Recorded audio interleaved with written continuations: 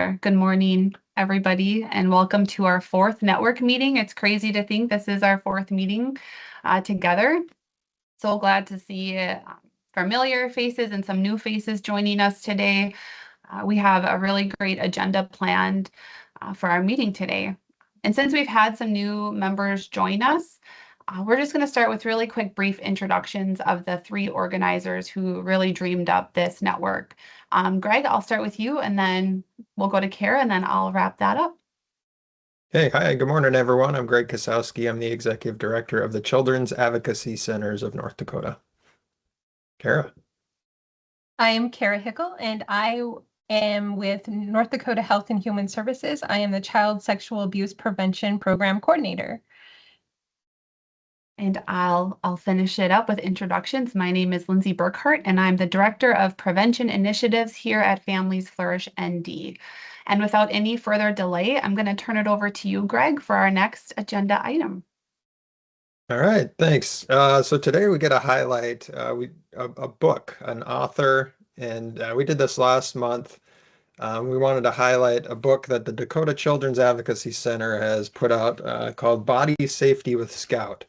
And we have Jane Link here, and I'm going to ask Jane a few questions, and then we have a video of the book, a read-along of the book that we'll get a show. So, hi, Jane. Can you tell us a little bit about yourself and the work that you do at the Dakota Children's Advocacy Center?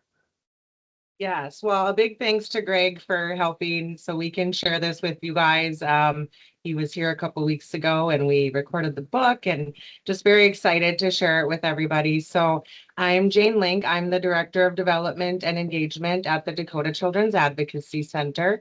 I've worked here a little over 5 years, and it had been a dream of a lot of our staff to create a book that children could read about keeping their bodies safe. And we have a therapy puppy in training, Scout, and so it was the perfect time.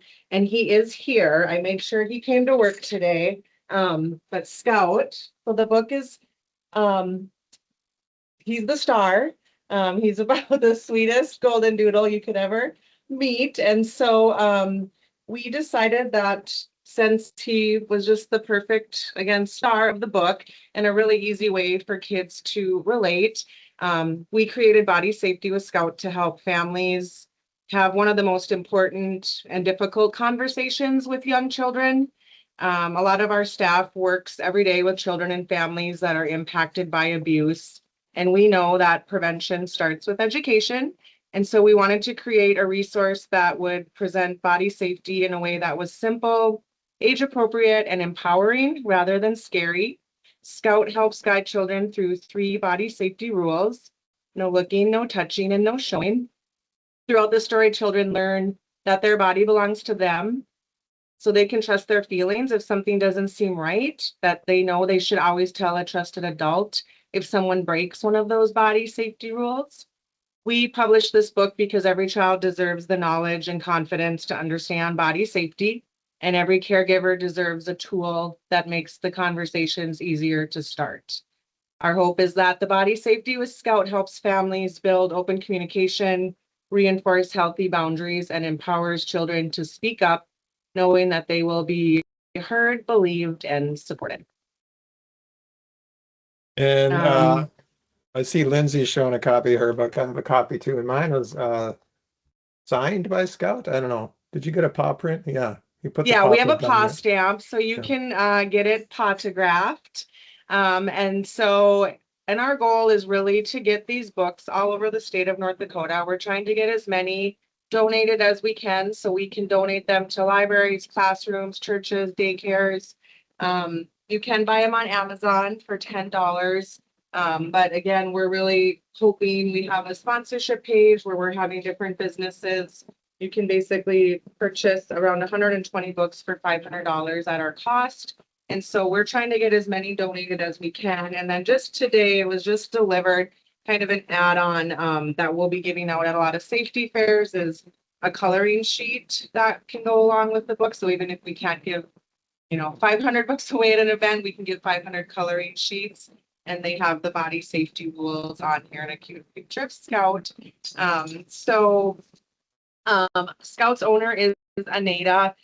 our Director of Mental Health Services. She's at a training today, so she couldn't be on here, but she really is a big part of the book, and obviously Scout's owner, and she works with kids every day who have been through abuse and trauma. And so she was really a lot of the words behind the book. And so I want to make sure that I thank Anita and give her credit because she's a huge part of the book and getting it out to kids. All right. So without further ado, I'm going to share the video here of the read along of the book.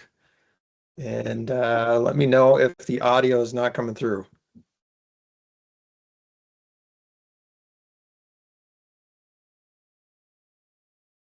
Safety with Scout by the Dakota Children's Advocacy. Hi, my name is Scout. I'm a therapy dog at the Dakota Children's Advocacy Center. I help kids feel safe and supported. A CAC is a safe, family-friendly center that helps children and families who have experienced trauma or abuse. Abuse is when someone hurts a child on purpose, with mean words or by hurting their body. Trauma is when something scary or upsetting happens, and it makes your heart feel sad. It's never your fault. Come along with me as we get ready to go to the water park, says Scout. Let's grab our swimsuits and towels, Maria suggests. Private parts are the parts of our bodies that are covered by a swimsuit. Boys and girls have different private parts, and those parts belong to only you. While you're walking, let's review our body safety rules, says Scout. Number 1, no looking. Number 2, no touching. Number 3, no showing. Before they can swim, Maria and Leo have to change into their swimsuits. I'll change first, then you can change after me, says Leo. Body safety rule number 1, no looking at other people's private parts. Even with brothers and sisters, privacy is important. Leo is so excited to go on the water slide that he forgets an important body safety rule. Hey, no touching, says the kid in front of him. Body safety rule number 2, no touching other people's private parts, even when you're playing. Maria and Leo's caregiver asks them to reapply sunscreen. Maria begins taking off her swimsuit to apply the lotion when Scout reminds her of an important safety rule. Body safety rule number 3, no showing your private parts. Keep your swimsuit covering those areas. Don't forget, when swimming time is over, always put your clothes back on before you leave. All right, friends, repeat after me. No looking, no touching, no showing. Great job following the body safety rules today, exclaimed Scout. You each earned a body safety badge. The end.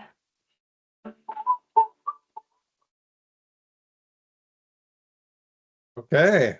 So just one more question, Jane.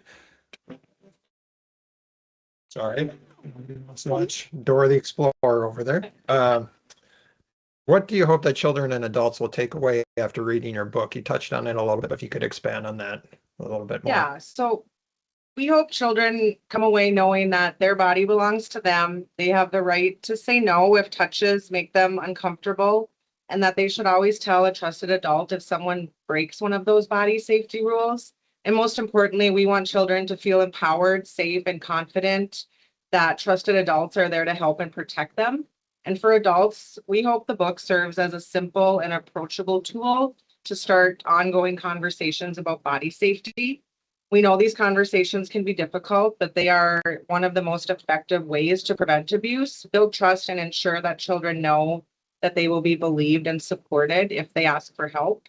At the back of the book, there are a note to parents and caregivers, and some facts about child abuse and some resources, and then a QR code to our webpage. So there's just 2 pages of that for caregivers.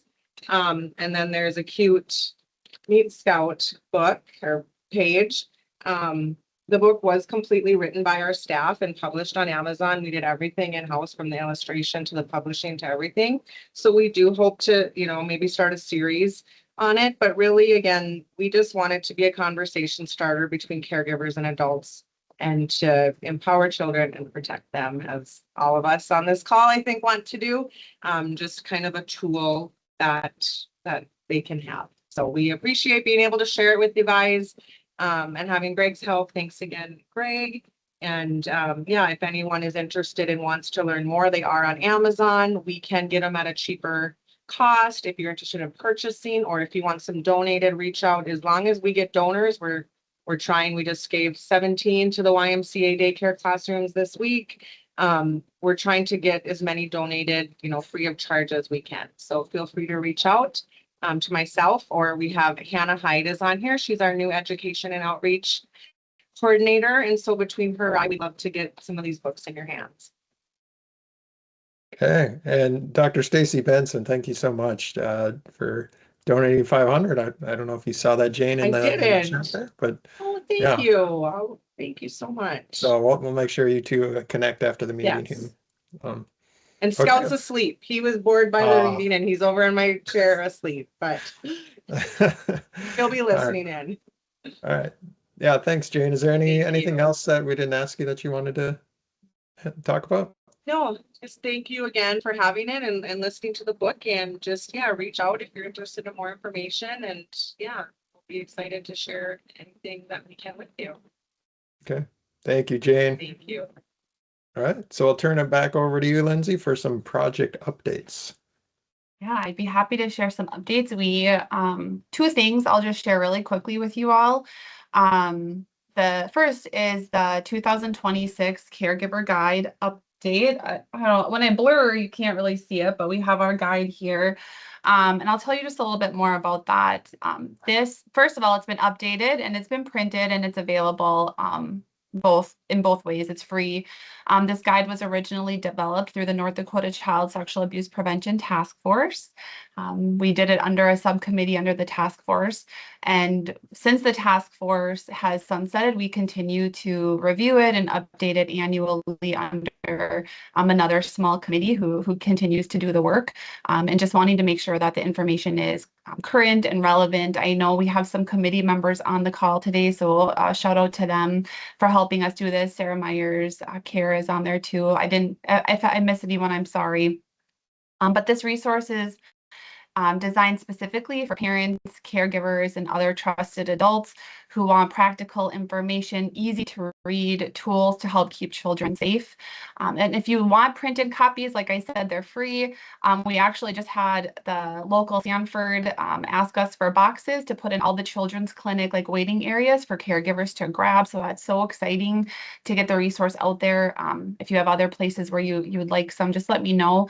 You can reach out to me directly. Otherwise, you can print your own or look at it online at pcand.org under the Child Sexual Abuse Prevention page. But I really love it. There's books and resources listed to activities for kids, crossword puzzles, different things like that. So that's one of the things I wanted to share with you all. And then the last little update is just on the McKenzie County pilot project. I know back in May, I got to share a little bit more about this project that we're so excited about.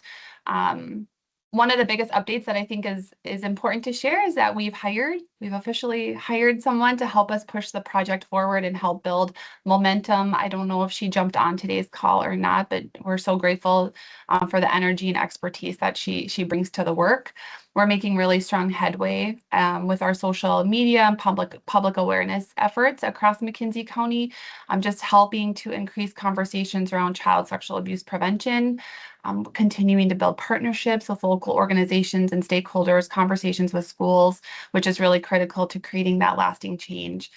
We collaborate with agencies like Solera to implement red flag, green flag across McKenzie County. And then we also collaborate with the Family Crisis Shelter as well to further our collective impact in prevention. So those are just a couple updates that I wanted to share. I look forward to sharing more information as the project continues throughout.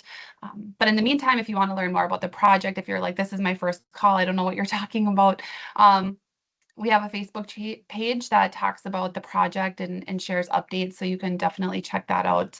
But with those two updates, I'm going to turn things over to you, Kara, to introduce Catherine, who I see is on our call now. Perfect. Our spotlight session today features Catherine Murphy, Senior Research Manager at Prevent Child Abuse America. Today, she'll be sharing findings from the study of school-based child sexual abuse prevention laws, providing insights on how state policies are shaping prevention education in schools. We are very grateful to have her with us today, and I look forward from learning from her presentation. Please join me in welcoming Catherine Murphy. Thanks, Kara and Lindsay, and hi all. It's great to be here today. I'm so thrilled to be able to join and share some of our work. And I know I connected with Lindsay after the Prevent Together presentation, and so I'm just thrilled to be here. So as Kara mentioned, I'm Catherine Murphy. I'm the Senior Research Manager at Prevent Child Abuse America. We are located in Chicago, and we have our chapter network, including the North Dakota chapter that Lindsay is the executive director of. And so it's just great to be able to connect and meet with you all. Today, as mentioned, I'm going to be talking a bit about our current work studying the child sexual abuse prevention laws. And so we can jump in. Make sure this is all up and running. All right. And just a quick note before we get started, some of this work is funded by the CDC. It's a cooperative agreement we have with them. We are in year 4 of hopefully 5 years of this work. And so I'm going to share both kind of phase 1 and phase 2 as we move through. Quickly though, as mentioned, PCA America is located in Chicago. We were founded in 1972, and we're the oldest and largest organization committed to preventing child abuse and neglect before they happen.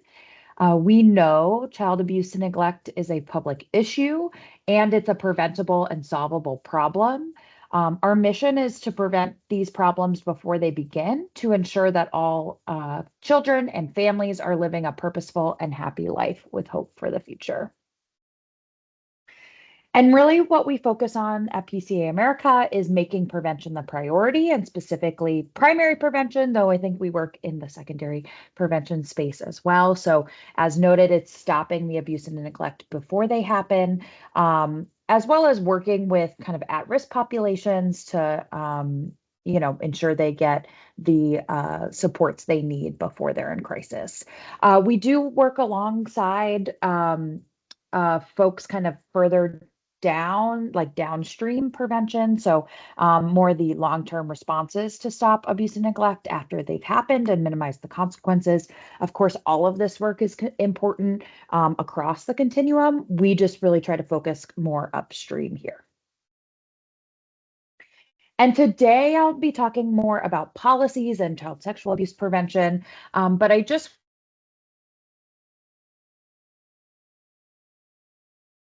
families need for them to thrive. And so that includes social connections and support, financial stability and mobility, nurturing and secure relationships, and health and well-being. And so I just acknowledge that there's kind of a lot that families need and a lot of different types of things, but we are going to kind of dive into policy work in particular today. And so really, I think the big question, a lot of the work I do in the research department is really focused on this question, do policies prevent child abuse and neglect? And there is research that shows that economic mobility and stability policies do reduce child physical abuse and neglect in particular.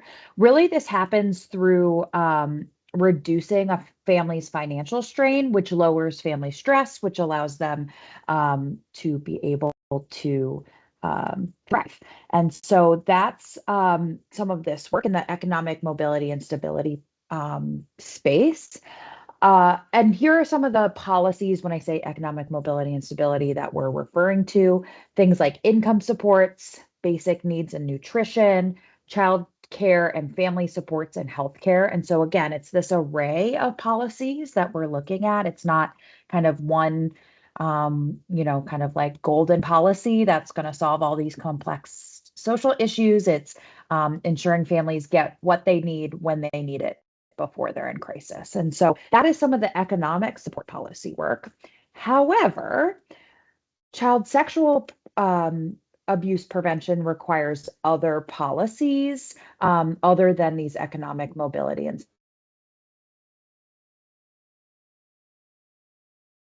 the Moore Center found that there was no association between Medicaid expansion and reductions in child sexual abuse. And so while these economic support policies are important to like build the stability and mobility for families, child sexual abuses requires different actions. And so as you all know in this group, but just to kind of set the stage, child sexual abuse is common.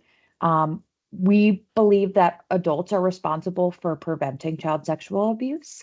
And the research shows that approximately 10 to 12% of K through 12 students experience educator sexual misconduct. This can include verbal, visual, or physical misconduct. And I would say that's likely an underestimate, as you know, kind of data collection and on this topic is tough and it's underreported. And so, take these things with a grain of salt, but that is kind of to set the stage. We also know that, in particular, kind of in the school setting, that many states have passed child sexual abuse prevention policies in this education space. And so this includes education and like training and awareness laws, as well as laws focused on personnel. So really like prohibiting schools from aiding and abetting sexual abuse. That's sometimes referred to as pass the trash laws.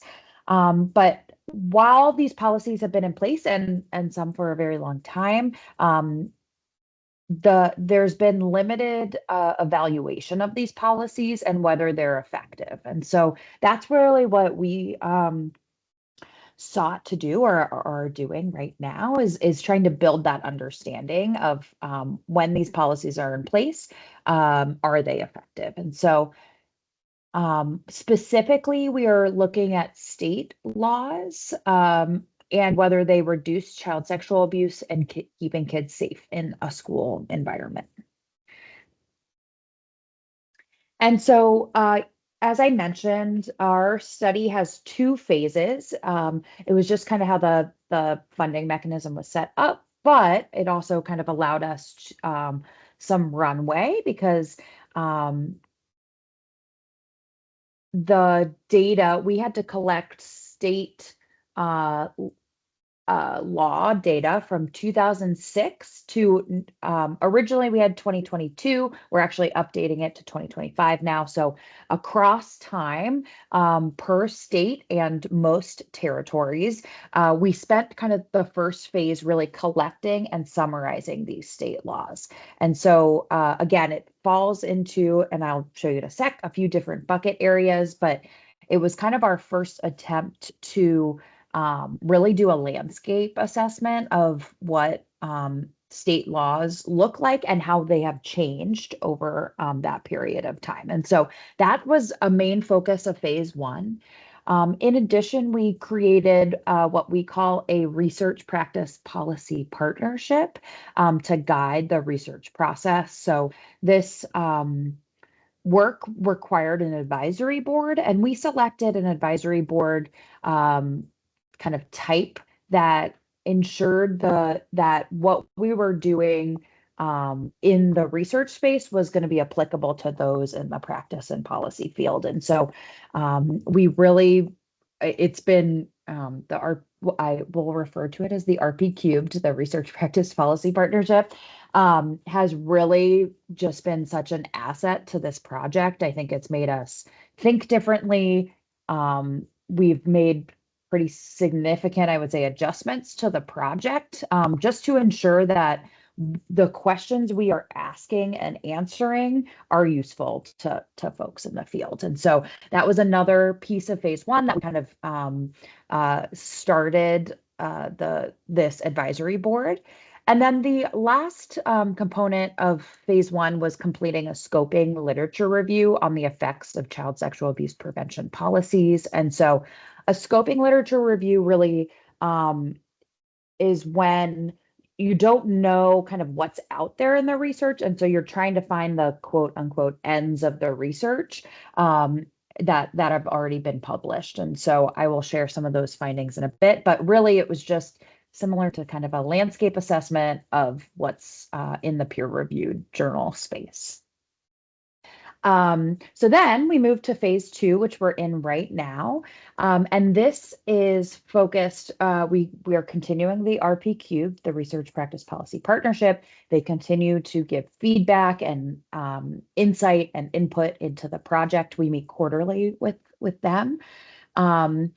And really the main kind of purpose of phase two was getting into the analysis phase. And so we're evaluating these policies to understand if the policy works, how the policy works. So looking at different variations in policies, for instance, the education and awareness laws.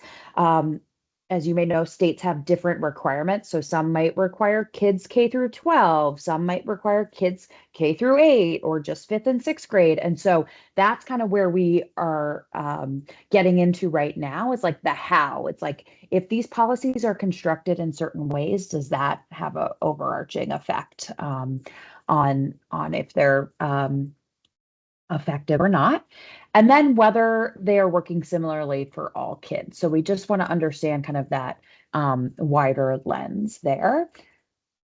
Some pieces, another piece in phase two that we've engaged in, that's kind of I'll call it like an offshoot of the Research Practice Policy Partnership, was hiring a what we call a community engagement coordinator. And so this is Faith Colson, who's a wonderful partner of ours, is our community engagement coordinator. And she helps us, as we have findings from each of these research questions, go out to folks in the field and just help us with just thinking through and getting feedback from them. And so really, like, what does this mean to you? What are you thinking about when you hear this?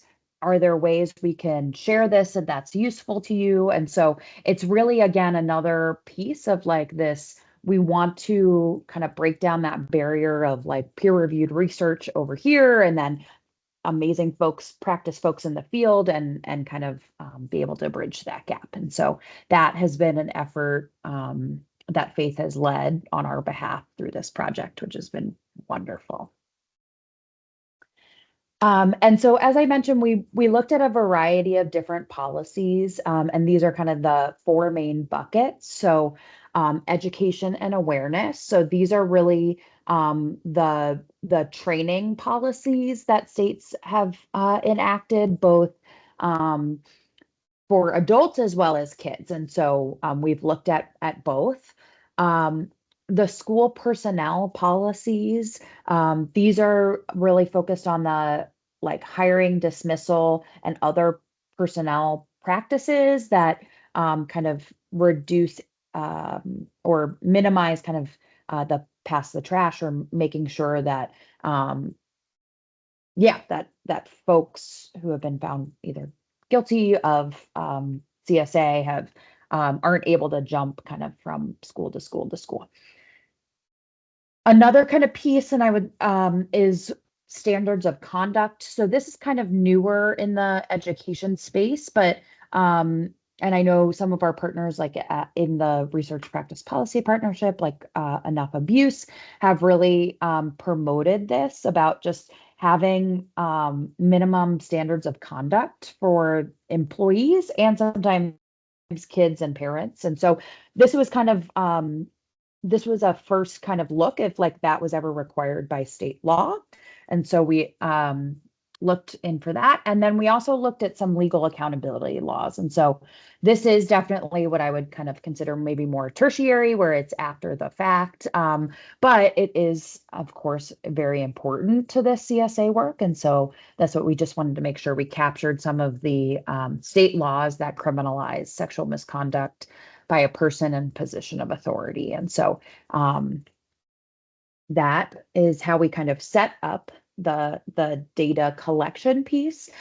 So we'd be able to answer some of the, policy questions we had in phase 2. Another piece, and I'm sure you're picking up on this, is something we're really, I would say I'm passionate about, but is just making sure that we can get this information out to the folks in the field. And so while we were creating kind of a database in Excel, zeros and ones, we also worked to create what we call state profiles. And so these are really summarize some of the policies we collected per each state and territory. And really the audience was for policymakers and other decision makers, those in the field like you. And so we have them on our project page. The QR code should take you there, and please let me know. I can put it in the chat afterwards if you have any issues. But really, we just wanted to keep it a single page and just like your state has this on the books, doesn't have it on the books, and again, just it's neutral, right? It's just kind of a fact sharing piece. A few caveats, because I know we get this question a lot, is the current state profiles that are up there are as of 2022 data. And so we are in the process of updating them. They are actually in design right now. We should have the updated ones by September, but this just know that it's kind of a bit outdated.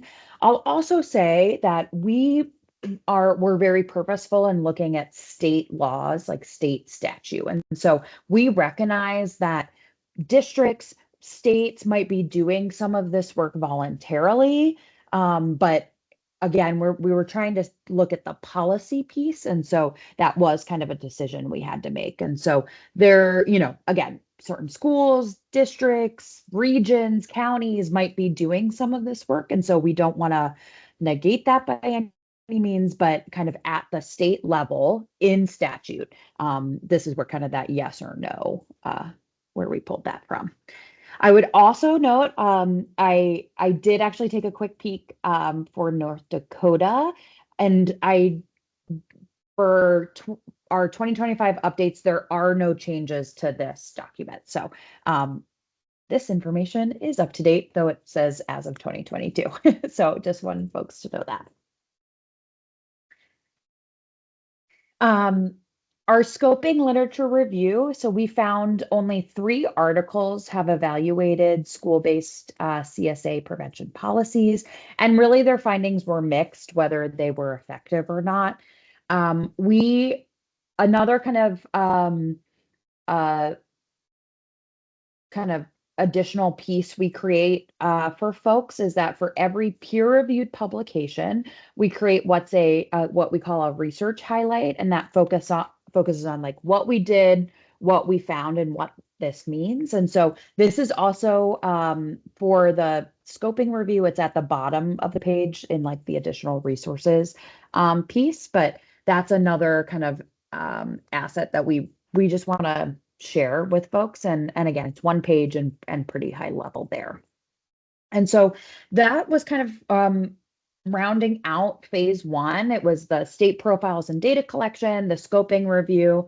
And then we also published a lessons learned paper. And really this focus, and which needs a research highlight now that I say that, but really kind of 3 main kind of, I'll say pain points maybe, or lessons learned from our work is that, there are no national data collection efforts to help us estimate child sexual abuse. It's really challenging to estimate employee sexual abuse and misconduct, especially due to the difference in federal and state and local reporting efforts. Again, it's not that folks aren't doing it in earnest. It's just it looks different wherever you may be, and that just makes it difficult when we're doing these state and national work to kind of have a good overview of these types of data. And really, I would say with the data piece, it's about understanding both the CSA victimization as well as the perpetration side. So we found it kind of on both of those ends. Another thing we ran into with this work is our policy loopholes or discrepancies in policies. So often when policies are newly enacted, they can interact with an existing policy that addresses the same topic or a similar topic. One example of this is, states have enacted they may have interacted really strong school personnel policies for child sexual abuse, but that kind of comes in conflict with the state's age of consent law. And so while we're looking at kind of the person in a position of authority, the consent and students that are in school until 18 or 19, but the age of consent is 16, that creates some conflict and some loopholes in some of this CSA space. Lastly, and I know this is a question we get a lot, and we know it is important. I always call it phase 3 of our work is really the implementation of these policies, right? A lot of the work we are doing is whether or not a state has enacted it, but we do not know what the implementation of those policies are looking like, in like when it's more boots on the ground. And so that is kind of future work. It's important work. Again, a policy is only as good as, its implementation. So we hold that, but kind of acknowledge that, yes, we're just looking at enacted policies, but really kind of the implementation is where the rubber meets the road, so to speak. I will add in regards to implementation that one of our partners, Melissa Bright at the Center for Prevention Research, and I think I said that title correct or name correctly, but I can put their information in the chat. But they have been doing some implementation work in Indiana with education and awareness laws. And so they found that Indiana does require students K through 12 to receive child sexual abuse education and training, but only 39% of those students across Indiana are actually receiving that prevention education. And so again, I think that highlights, at least in one state, kind of that gap between enacted policies and implementation. And so, I think that's kind of potentially a next phase we're going to. Our partners are working on it, but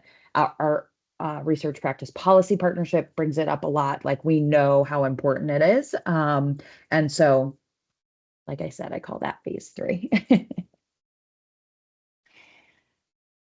So as we moved into phase 2, our first question of if the policy worked, we looked at the child sexual abuse education awareness programs that are, or policies, which are enact school or ask schools to provide a program that increases the knowledge and behaviors of child sexual abuse and child sexual abuse prevention for both children and adults. And so what we found was, after states enacted required, so we looked at both if a state requires it or if it versus if it just suggests it or doesn't have a policy at all. That's how we kind of constructed the analysis. So after states enacted required education and awareness laws for adults and or children in schools, we found a 13% increase in CSA reports, a 30% increase in child neglect reports, and a 13% increase in child physical abuse reports. And so when states required CSA education and awareness training for children and or adults, this does lead to more reports of school children to child welfare agencies by educators. And so that is the some of our initial findings. And while really, I think, as noted, these programs are helping folks be able to identify signs and symptoms of child sexual abuse, as well as other types of abuse and neglect. And so that is why we looked at neglect and physical abuse in this next piece. So then the next steps of this work, some of our preliminary kind of next research questions are looking at the effects of education and awareness laws when they are required for adults, for children, and adults and children. And so again, taking that kind of first question and being able to kind of tease it out a little bit more, looking at those policy variations. So kind of we combined if states are doing anything for adults and or children, and now we're going to look at if there are any differences with whom they identify. And so that is underway right now. For kind of the school personnel policies and some of the legal accountability work, we are collecting educator sexual misconduct data from states. And so that is currently underway and will be kind of the next analysis that kind of after the B2 or like this AIM2. And then we're also discussing options for our final analysis. Initially, we wanted to look at how all of these policies combined have an effect. I think we're going to do a version of that, but as noted, the data are, it's the national data are kind of challenging, and so we're still kind of thinking through and exploring our plan for that. And so definitely more to come. It'll be very exciting, and certainly we will keep you all posted. Lastly, I just wanted to share, this is not part of the research project we're working on, but PCA America was or is the dissemination partner for the Preventing and Responding to Child Sexual Abuse in Youth Serving Organizations. This is a follow-up report from the 2007 CDC report. And so just encourage folks to take a peek at that. We are also in the process of thinking through if there's additional training, additional materials to create. So please, I have my contact info on the next page, and like we are happy to share more about this and have Amber McKean and Maggie Ingram, who are the lead authors. They're always willing to share more about this work. So just wanted to give a little plug for that. And here, again, as I mentioned, here's some ways to connect. So my email is on this slide, as well as our general research email address. And really, like if you have additional questions about the projects, have additional thoughts about the work, or are interested in connecting for a data walk hosted by our community engagement coordinator, Faith, we'd be more than happy to do that. So that was, I know I went through that pretty quick, but thank you for letting me share some of our work, and I'm happy to answer any questions. Thank you so much, Catherine. If anybody has any questions, you can either put it in the chat or just raise your hand and to let us know you have a question while we have her here. Any questions? Greg? Hi. Thanks, Catherine. Slide 17 was talking about those increases that you found, 13% in child sexual abuse reports, 30% in reports of neglect. I had two questions on that. One, is that an increase by educators, or is that just overall reports in the state? It is, and thank you for that clarification or question. So what we looked at was school-aged kids, so those 6 and older, because I think that's how it's broken down in the NCANS, the National Child Welfare data set. And then we looked at reports by educators to child welfare. So these are so the 13% increase in CSA is for any kids that are above 6 across kind of the US, but it's that like the educator was the mandated reporter who put it into the child welfare system. So it's not like the CSA may not have been perpetrated by educators. It's more that they were kind of the mandated reporter that it was identified in a school system, and that's kind of the best proxy we could get to on that. Okay, and then follow up the 30% neglect. So they're doing child sexual abuse prevention education in schools, and then all of a sudden a 30% increase in neglect reports. Yeah. What's your speculation on why that would be? Yeah, our team has kind of given that some thought. I think generally it's the increase in knowledge and awareness of I mean, yeah, like some of the like physical and child sexual abuse, but just maybe things that are maybe I'll even say like yellow flags, because these are just the reports that are coming in. We did not look at substantiations, but it's I think the increased knowledge and awareness from these types of programs that are focused on like interactions between, adults and kids and all those things. I think just that general awareness of maybe things are off me. I'm not articulating this as intellectually as I should be, but I think, really our thinking is just that people, when teachers and kids are noticing things more, when they have this education and training, they kind of see things through a different lens. And I think that increases the neglect, if that makes sense. Yeah, that makes sense. Thank you. And I'm not seeing any hands raised or any questions in the chat. So thank you again so much, Catherine, for being. Lindsay, did you have a question? Sorry. Sorry. I'm Did I cut you off? No, I'm sorry. More of just a comment and just thank you, Catherine, Yeah. to you and all the work that your team is doing in this area. And it just goes back to your lessons learned. I think when you're talking about the policy implementation, and I think about that like in a smaller scale as well.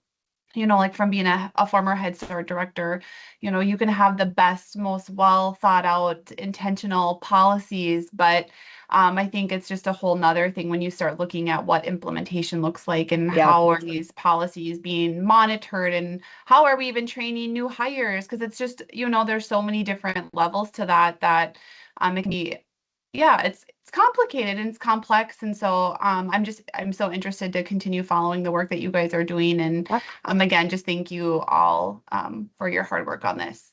Well, and thank you all for your work as well. And yeah, I think Lindsay, the implementation piece is just that's it. And I think we ask schools to do a lot of things. And so like how do they think through and prioritize? And, I think how do we support them in this really important work and kind of find the balance of lowering, that burden for them. Because I know they have, when these programs are, oh, you have to do all of these programs, I can imagine that can feel, yeah, very just overwhelming. And so, yes, we will certainly keep you all informed, and please reach out if you have any questions. I'm also going to throw in the chat our partners, the Center for Violence Prevention Research, who are doing some of the implementation work as well. And so they're a great connection, and happy to continue this conversation as needed. Awesome. Thank you all. Thank you. So now I'm going to turn it over to Greg, and he will explain a little bit about a poll we are going to do. All right, this is an interactive part of the meeting here. I just put a survey link in the chat. We're talking about sleepovers, and we want to, for our next meeting, This is kind of a teaser for next meeting. Get your initial thoughts on sleepovers. By overnight sleepovers, I should clarify. So not necessarily church camps or lock-ins or something. This is outside your or a parent's supervision. The child goes to a peer's home and they spend an overnight there, sleepover. So some questions there. If you wouldn't mind filling it out now, just take 4 or 5 minutes, and then I'll kind of show the results here in real time. So we got a few dozen people here today, and then we're going to use a lot of this information to plan our next meeting and what speaker we might have. So if you could take a few minutes and fill out this poll, and then I'll share the results for everyone here. The answers are anonymous. If for those without kids, answer based on what you would do or how you would feel conceptually.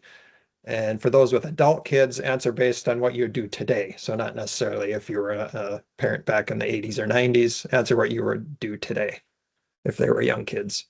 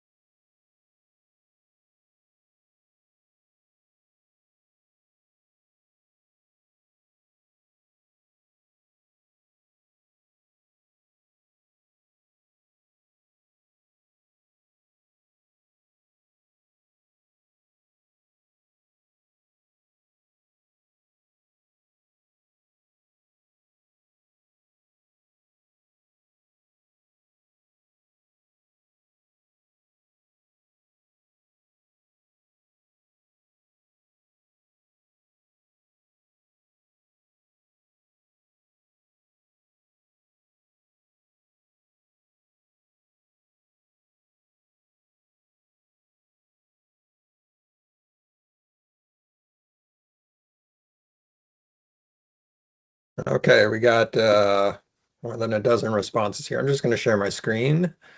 They're still coming in here, but all right, so more than half have a child under age 18. We've got a good mix. Oh yeah, kids over and under 18. Yeah, good mix here. Most are highly selective on their stance. We have some that don't allow, some that are usually comfortable, some that aren't sure. Looks like most will talk to the host parents before, get to know or spend time with the host parents before. Ensure the child has a phone and a plan for immediate pickup. Oh, interesting. Oh, these are added comments. Separate blankets, everyone in living room area. Children aren't old enough yet. Not sure if they'll be allowed to or not. Talk to kids about boundaries. Yeah. When assessing sleepover safety, where do you place the primary emphasis? 50-50 split. Most or some on the adults primarily, one on the child. If you're not comfortable with an overnight sleepover situation, what's your top preferred compromise? Picking up child late. Yeah. What do they call those? Read. Sleep under? Sleep under. Yeah. There you go. How much does your understanding of CSA influence your stance? Moderately, massively. Yeah. How much do you worry about the social impact on your child if you restrict sleepovers? Will they not be cool enough? I think that's the one we wanted to, another way to say that. Somewhat, not at all, a lot. Yeah, interesting. And anything else to share? Working with in a small rural school system is helpful when vetting parents and safety. Good point. I allow sleepovers, but I always preferred they were at my house, but I did allow sleepovers at other houses. I always knew the parents. Yeah. Interesting. Thanks, folks. We're gonna send this out to the rest of the group and get some more responses, and then we're gonna plan our next um, meeting around this. So let's finish up with just a couple. Have you heard? And Lindsay, why don't you go first? Have you heard? Yeah, Two have you things. heard? Did you hear? Yeah, we just talked about actually adding this into the agenda because there's just some things that are happening that we wanted to make sure everyone was aware of and just had access to and knew about. So, a friendly reminder that the network does not endorse any particular resource. We are simply sharing resources and materials that are available, that are out there that you might find valuable. So the book is just the first is a book that was released just yesterday, July 21st, by Dr. Janet. Her last name is tricky for me. Rosenzweigs. And it's titled The Sex Wise Parent, The Ultimate Parent's Playbook for Protecting Kids, Building Strong Families, and Navigating the Talk on Sex, Love, and Safety. A little bit more about it is this book offers practical guidance for parents and caregivers on building strong family connections, promoting safety, navigating important conversations. We'll share a link in the chat. I actually think I have it ready to go. Oh, Greg beat me to it. Gotcha. But the exciting thing is I was able to participate in Dr. Rosenzweig's survey of professionals last summer when she was getting ready for her second edition. And I got my complimentary copy yesterday. I had the opportunity to provide thoughts and opinions as she worked on this updated edition. So I'm excited to dig through it, and I'm excited to share it with you all as well. Yep. Over to you, Greg. Did you get a shout out in the book at all? An acknowledgement? I don't know. I Hmm. don't know yet, but I did get a sign. She signed it. So I'm pretty Oh, excited about all that. right. Okay, I'm going to share. Have you heard? This is a podcast. If you haven't heard this, this is worth a listen. I gotta apologize. I've been very annoying because I've been talking to so many people about this podcast, but this is from back in May. And this podcast, it's got 10 million followers between YouTube and Spotify and Apple Podcasts, Armchair Expert. But they brought on Dr. Elizabeth Letourneau and Luke Malone. Oh, Victoria, oh, you had her as a professor. Geez, that'd be awesome. But she is coming out with a new book called 1 in 5. So we talked about child sexual abuse. 1 in 10 is sort of the national statistic we hear a lot.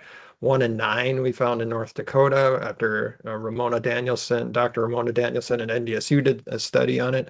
But Dr. Letourneau makes a case for 1 in 5, and that's her new book. Still, you can pre-order it, but it hasn't come out yet. But the podcast is worth a listen. It's about an hour, and it really dives into the some of the prevention efforts that Dr. Letourneau has been working on, and just really well done. So if you haven't heard that, I'd recommend it.